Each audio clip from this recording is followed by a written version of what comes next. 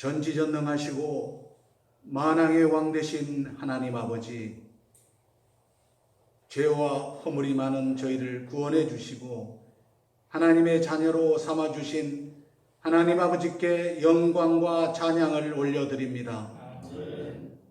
오늘 또 거룩하고 복된 날 허락하여 주시어 각 처소에서 마음을 다하고 정성을 다하여 예배 드릴 수 있도록 인도하여 주시오니 감사합니다.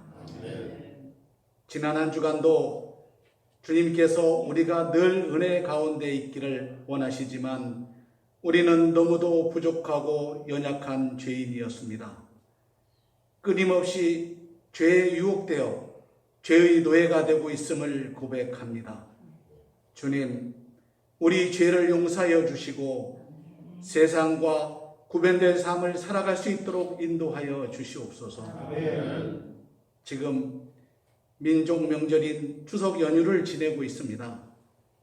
여느 때처럼 반가운 가족, 친지들과 함께 예배를 드리지 못하고 안타깝게도 비대면 영상 예배를 드리고 있으나 빛 대신 주님을 찬양하게 하시며 그 빛 앞에서 우리의 영과 육이 새롭게 하여 주시옵소서. 코로나 팬데믹으로 인하여 지금 온 나라가 너무나 힘들고 어려운 시간을 보내고 있습니다. 지금 이 시간에도 비대면으로 영상 예배를 드리는 현실이 안타깝습니다. 하나님을 향한 열정이 식어지지 않을까 걱정입니다. 어디에 있든지 하나님 앞에 신실한 예배자로 삶을 살아가게 하시고 하나님의 성실하신 은혜를 기억하며 감사하는 성도들이 되게 하옵소서. 참 소망이신 하나님, 코로나가 장기화되면서 많은 성도들의 일터가 무너지고 있습니다. 저희들이 하나님의 뜻을 온전히 알 수 없지만 이러한 위기 속에서도 하나님의 역사가 이루어지는 줄 믿습니다. 이 시간 특별히 강성훈 목사님과 투병 중인 성도들을 위하여 기도드립니다. 치료자이신 하나님, 투병 중인 담임 목사님을 위하여 성도들이 온 마음을 다해 기도로 간구하고 주님의 응답을 구하고 있습니다. 특별히 오늘부터 일주일간 전교인 아침 금식 기간으로 각자의 위치에서 오전 7시에 함께 기도의 시간을 갖습니다. 주님, 이 기도를 들으시고 치료자이신 주여 믿음의 단속 기도를 들으시고 상처를 쌓아매시며 고치시고 생명의 빛을 비춰 주시옵소서. 간호하시는 사모님과 두 자녀에게도 육체의 연약함과 영혼의 미약함을 도우시고 결코 사탄막이 틈타지 않고 강하고 담대함을 허락하여 주옵소서. 주여 도와주시옵소서. 성령님 함께하옵소서. 병마로 고통 중에 계신 성도님들에게도 하나님의 치료의 손길을 주시어 치료되는 역사가 이루어지게 하옵소서. 이 시간 말씀 선포하시는 이승기 목사님, 영육간에 강건함을 주시고 성령님께서 기름 부어 주시어 능력의 말씀 선포하게 하여 주시옵소서. 선포되는 말씀이 우리의 영혼을 일깨우는 귀한 생명의 말씀이 되게 하옵소서. 이 모든 말씀 사랑이 많으신 예수 그리스도 이름으로 간절히 기도드리옵나이다. 아멘. 하나님의 은혜와 평강이 저와 여러분 가운데 이 시간에 가득하길 바랍니다. 오늘 말씀은 유대인들의 이상한 믿음을 한 가지 지적하고 있습니다. 그 이상한 믿음은 무엇이었냐면 율법으로 의롭게 된다라는 것입니다. 사람이 어떻게 믿음으로 의롭게 될 수가 있느냐? 오직 율법으로만 의롭게 된다라는 이상한 믿음을 가지고 있었습니다. 하나님 앞에서 율법을 다 지켜야 하나님께서 의롭다 여겨주시지. 어떻게 우리가 실수하고 넘어지는데 의롭다 하시겠느냐? 쉽게 말하면 우리가 잘해야 하나님이 우리를 사랑하신다라는 것입니다. 그래서 유대인들에게 4절 말씀처럼 일을 해야 그 삭슬 옷으로 받는 것은 당연한 이치였습니다. 5절 말씀에 그들의 생각에 경건치 아니하는 자를 의롭다 하시는 하나님은 있을 수도 없고 그러면 안 되는 것이었던 겁니다. 그런데 이게 사실 유대인들의 문제만은 아닌 것 같습니다. 우리의 믿음도 이와 그렇게 다르지 않습니다. 말은 아니라고 할 수 있지만, 그런데 우리가 실수하고 실패하고 아니면 혹은 큰 일을 당하거나 어려운 일을 당했을 때 우리의 모습을 한번 생각을 해보시기 바랍니다.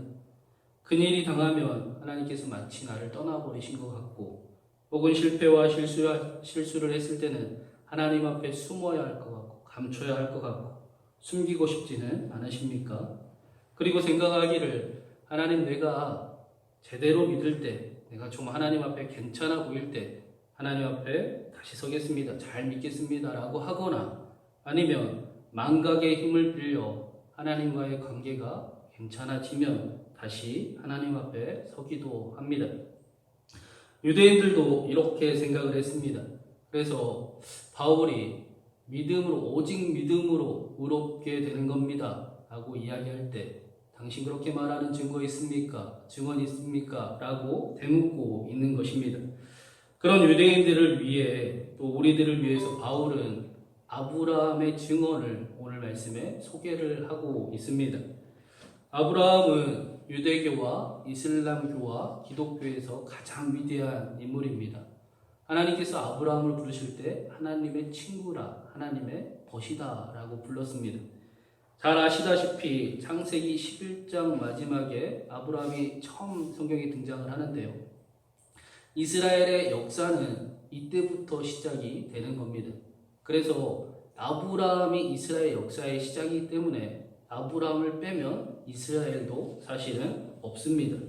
그런데 유대인들이 아브라함을 생각하기를, 아브라함에 대해서 이런 생각을 한까지 가지고 있었습니다.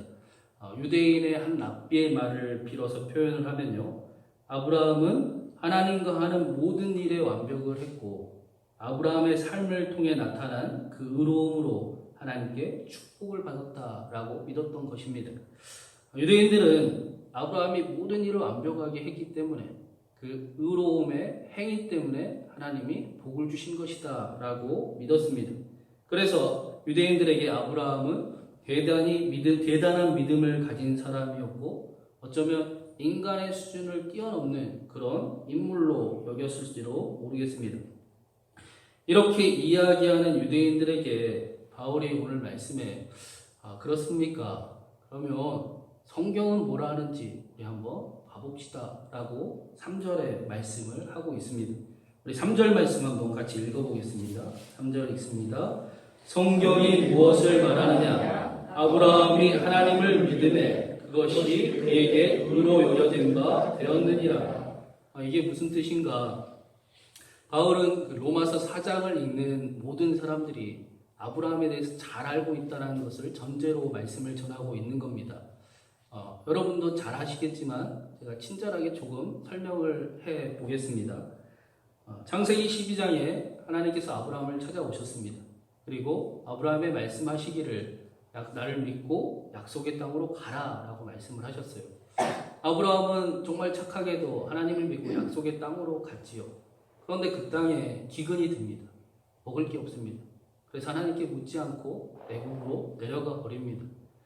그렇게 애국으로 갔는데 거기서 무슨 일이 있었느냐면, 애국 사람들이 볼 때 자기 아내 사레가 너무 예뻐 보이는 것 같습니다. 그래서 아내 사레를 차지하기 위해 자신의 목숨이 위험할 것 같습니다. 그래서 아브라함이 어떻게 했습니까? 자신의 예쁜 아내를 지켜주기보다는 나의 누이다 라고 이야기를 하시오. 그래야 우리가 안전할 겁니다 라고 이야기를 합니다. 이 말을 들은 그 당사자인 사라의 마음이 어땠을까? 요즘 같으면 당장 이혼을 해야죠. 어떻게 이런 남자랑 계속 살아서 뭐합니까?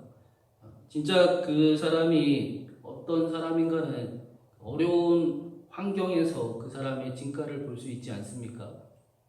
상황이 좋고 관계가 좋으면, 여유가 있고 컨디션이 좋으면 착하지 않을 사람도 없고 사랑하지 못할 사람도 없습니다.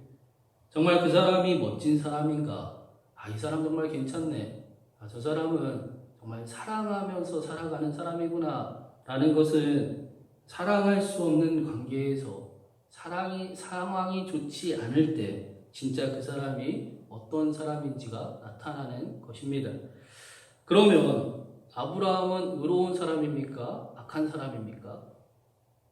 사람은 그 떡잎부터 알아본다고 아브라함은 의로운 삶을 사는 사람이 절대 아니었습니다. 어떻게 자기 살자고 부인을 버릴 수가 있습니까? 아브라함은 자기부터 챙기는 그런 인간이었던 것입니다. 그 손에게는 악함이 있었습니다. 그래서 창세기를 좀 잘 읽어보시면 하나님께서 엄청난 수고를 하시면서 아브라함을 믿음의 조상으로 만들어 가시는 그런 모습을 보실 수 있을 것입니다. 그런데 이러한 상황에서 하나님께서 사라를 아브라함을 지켜주신 겁니다. 그리고 다시 아브라함이 가나안 땅으로 돌아가게 됐습니다. 그냥 돌아가지 않고 애굽 왕 바로에게 엄청난 재산을 받아서 돌아왔어요. 그러던 어느 날 밤에 하나님이 다시 아브라함을 찾아오십니다. 그리고 천막 밖으로 이끄셔서 하시는 말씀이 하늘의 별을 보아라. 저 별들을 다 셀 수 있느냐? 내 자손이 저 별들보다 더 많을 것이다 라고 말씀하시면서 3절 말씀이 이어져 나오는 겁니다. 아브라함이 여호와를 믿음에 여호와께서 이 일을 그의 의로 여기셨도다. 아브라함이 무엇을 믿었는지, 아브라함의 마음이 당시 어땠을지 한번 상상을 해보면 좋겠습니다. 자신은 하나님 앞에 큰 실수를 저질렀던 사람이었어요. 하나님께 물어보지도 않았고 또 아내 사라에게 큰 실수를 저지르기도 했습니다. 스스로 생각해도 어찌 창피하지 않을 수가 있었겠습니까? 아내를 방패의 마귀로 삼아 그런 일들을 했습니다. 그런데 벌을 받기보다는 오히려 큰 재산을 얻어서 돌아온 겁니다. 재산이 많아서 사람이 망각의 동물이기 때문에 사라에게 저질렀던 실수를 그냥 잊고 지내고 살았을 수도 있지요. 그런데 하나님께서 다시 찾아오셨을 때는 이렇게 잊고 지냈던 지난날의 그 실패의 기억이 다시 생각나게 됐을 겁니다. 그래서 두렵고 걱정하고 있는데 하나님께서 책망을 안 하시는 거예요. 아니요, 책망하시기보다는 처음 했던 약속을 변함없이 그대로 말씀하시는 겁니다. 아브라함이 이때 이런 생각을 했을 것 같습니다. 하나님께서 내가 실수를 그렇게 했는데, 잘못을 했는데도 여전히 나를 믿어주시는구나. 내 실패를 보시고도 처음과 똑같이 약속을 그대로 말씀을 해주시는 하나님의 백성이 내가 될 자격이 없는데도 하나님이 여전히 날 믿고 계시는구나. 그래서 아브라함의 믿음을 5절에 말씀하기를 이를 아니할지라도 경건하지 아니한 자를 의롭다 하시는 이를 믿는 자에게는 그의 믿음을 의로 여기신다라고 말씀을 합니다. 아브라함이 가졌던 믿음은 경건하지 아니한 자를 의롭다 하시는 하나님을 믿는 믿음이었습니다. 사랑하는 여러분, 경건하지 아니한 자를 의롭다 하시는 하나님을 믿으십니까? 이게 말이 되는 일입니까? 우리가 비록 실수하고 실패하고 똑바로 못해도 스스로 생각하기에 자격이 없어도 경건하지 못해도 여전히 나를 믿어주고 내 편이 되어주시고 그래도 변함없이 사랑한다 말씀하시는 하나님이 믿어지십니까? 자신이 큰 실수를 저질렀음에도 불구하고 여전히 자신을 믿어주시는 그 하나님을 믿는 믿음, 처음과 똑같이 여전히 자신을 사랑해 주시는 하나님을 믿는 믿음. 그래서 하나님께로부터 도망가고 숨고 감추기보다 하나님이 필요합니다. 하나님의 은혜가 필요합니다. 예수 그리스도가 필요합니다. 라고 엎드리는 그 믿음의 사람을 하나님이 의롭다 하시는 것입니다. 이 사실을 지독히도 못 알아들으니 하나님께서 인간의 몸으로 이 땅에 오셨습니다. 그리고 사랑하는 우리를 다시 찾기 위해 그 절대 해결할 수 없던 문제를 하나님이 친히 십자가에서 해결해 주셨습니다. 그분이 예수 그리스도이십니다. 그런데 이 사실을 우리는 너무나 잘 알고 있지만 사실 잘 믿어지지가 않는 게 당연한 일인 것 같습니다. 때로는 이런 믿음은 불합리해 보이기도 합니다. 그 이유는 우리에게는 여전히 계속해서 반복적인 실수와 실패를 하는 그런 잘못들이 있기 때문입니다. 벼룩도 납작이 있는데 어떻게 계속해서 알았어요, 믿을게요, 믿고 믿습니다 하지만 어떻게 내가 봤을 때도 내 모습이 죄인 같고 부족해 보이는데 의인이라고 또 그것을 믿으라는 것 자체가 말이 잘 되지 않습니다. 반복적인 실수는 우리에게 믿음 대신 낙심을 심어주기 때문입니다. 그래서 말로는 예수님이 십자가에 달려 죽으신 그 일이 나를 위한 일입니다 라는 것을 믿지만 사실 좀처럼 잘 와닿지는 않습니다. 알긴 알겠는데 내 모습이 변하지 않는 겁니다. 여전히 반복적인 실수 앞에 수도 없이 넘어지기 때문에 오히려 내가 정말 구원받은 사람이 맞는가라는 생각이 들 정도입니다. 그렇다면 오늘 말씀에 아브라함은 우리보다 양심이 없어서 얼굴이 이렇게 철판처럼 두꺼워서 경건하지 않는 자를 의롭다 하시는 하나님을 믿었는가? 오늘 말씀에서 아브라함에게 이 믿음과 또 다른 한 가지 믿음이 있었음을 말씀을 해줍니다. 그 믿음은 17절 말씀에 나오는데요. 우리 17절 말씀도 한번 읽어보겠습니다. 17절입니다. 기록된 바 내가 너를 많은 민족의 조상으로 세웠다 하심과 같으니 그가 믿은 바 하나님은 죽은 자를 살리시며 없는 것을 있는 것으로 부르시는 이시니라. 아브라함 자신이 비록 반복적인 실수를 그렇게 저지르게 하는 수많은 연약함을 가지고 있었지만 그럼에도 불구하고 내가 너를 여전히 의롭게 여긴다. 나는 네 편이다. 나는 너를 여전히 사랑한다. 라고 말씀하시는 그 하나님을 믿을 수 있었던 이유는 양심이 없어서가 아니라 자신이 믿는 그 하나님이 죽은 자도 살리시고 없는 것도 있게 하시는 하나님이시기 때문이었습니다. 비록 지금 자신의 모습은 부족하고 부끄럽지만 그러나 하나님은 이 문제를 능히 해결하실 수 있는 분이시기 때문에 정말 죽은 자도 살리시고 없는 것도 있게 하시는 분이시기 때문에 나는 문제를 피하거나 도망하지 않습니다. 오히려 이 믿음은 자신의 연약함을 정직하게 바라볼 수 있게 하고 하나님과 함께 하나씩 해결해가는 삶을 살아가게 했습니다. 경건하지 않는 자신을 의롭게 여기시는 그 하나님이 이해되지 않았는데 이해되는 그 일이 실제로 이루어지는 것을 경험하는 삶을 살아가게 됐던 것입니다. 우리는 그 하나님께서 약속을 바라보시며 말씀하시는데 우리는 오히려 지금 나의 모습만을 바라보기가 쉽습니다. 그래서 우리는 우리의 연약함을 덮어버리거나 할 수 없는 일로 치부해버리거나 쉽게 포기해버리거나 타협해버리기도 합니다. 그런데 이렇게 이 문제들을 여기며 살아가면 우리는 절대로 자신을 여전히 의롭다 여기시는 하나님도 죽은 자를 살리시고 없는 것을 있게 하시는 하나님도 만날 수가 없습니다. 예수 그리스도를 제대로 알기가 어렵습니다. 아브라함은 달랐습니다. 아브라함은 문제를 바라볼 때 자신의 모습이 아니라 하나님의 약속을 바라보며 살아갔습니다. 그래서 나는 비록 여전히 부족함이 많지만 그러나 나는 이제 어둠에 머물지 않습니다. 하나님이 나와 함께 하시기 때문입니다. 내가 수없이 넘어져도 나는 하나님과 함께 이제 빛을 향해 나아갈 것입니다. 실패했다고 가망 없다고 너 같은 게라고 거짓의 아비가 속삭여도 그래도 나는 하나님이 사랑하는 하나님의 자녀다. 내가 믿는 하나님이 죽은 자도 살리시고 없는 것도 있게 하시는 하나님이시다.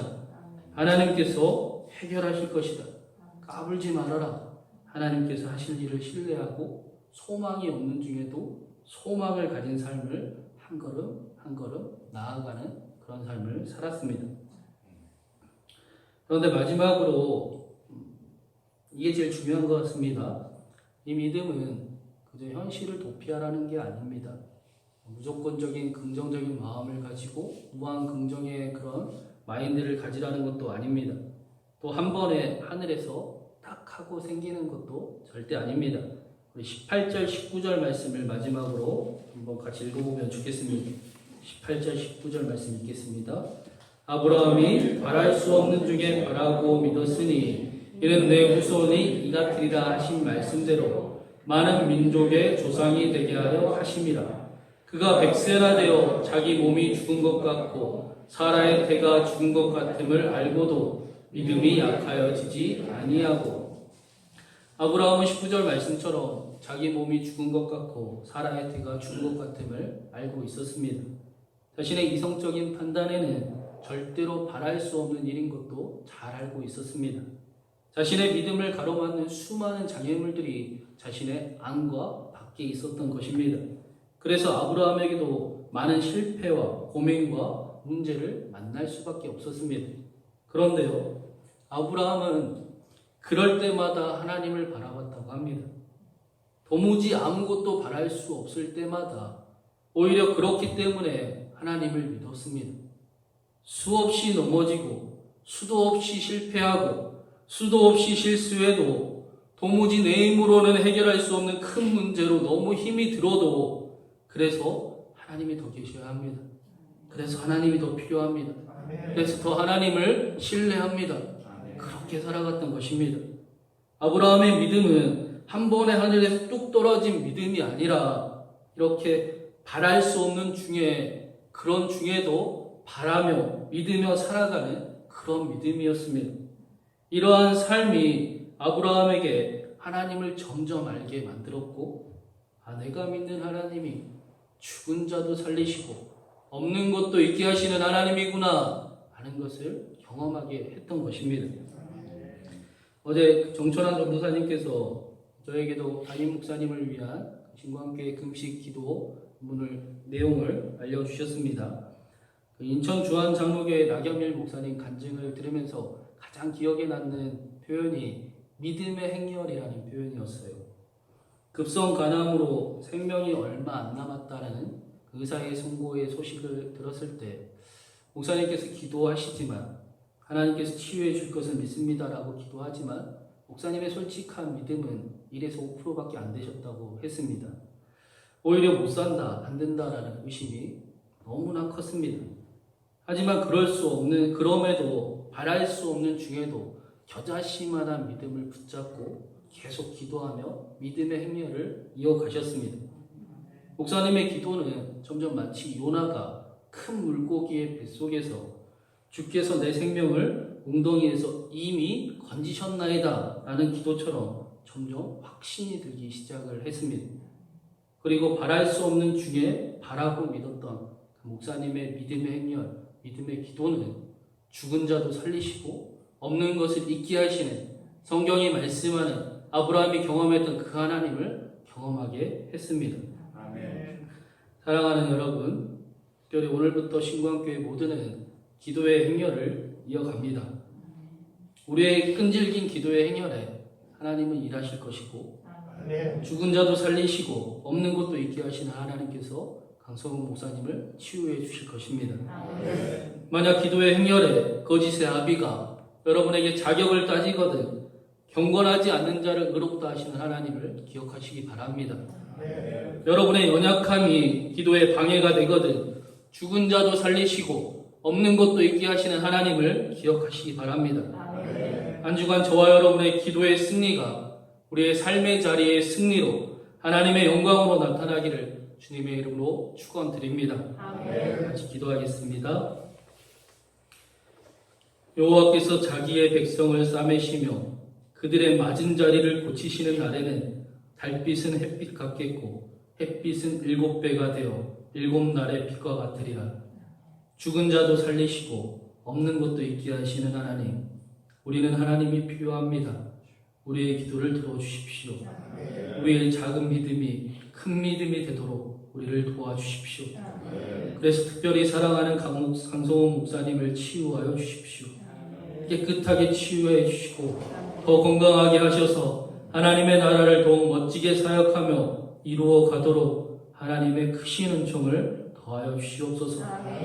함께 기도하는 사랑하는 신광교회 모든 성도님들에게도 하나님을 더욱 알려주시고 하나님과 함께 든든하고 멋지게 그리스도인으로 한 주간의 삶을 승리하게 하여 주시옵소서. 우리를 끝까지 사랑하시는 우리 주 예수 그리스도의 이름으로 간절히 기도드립니다. 아멘.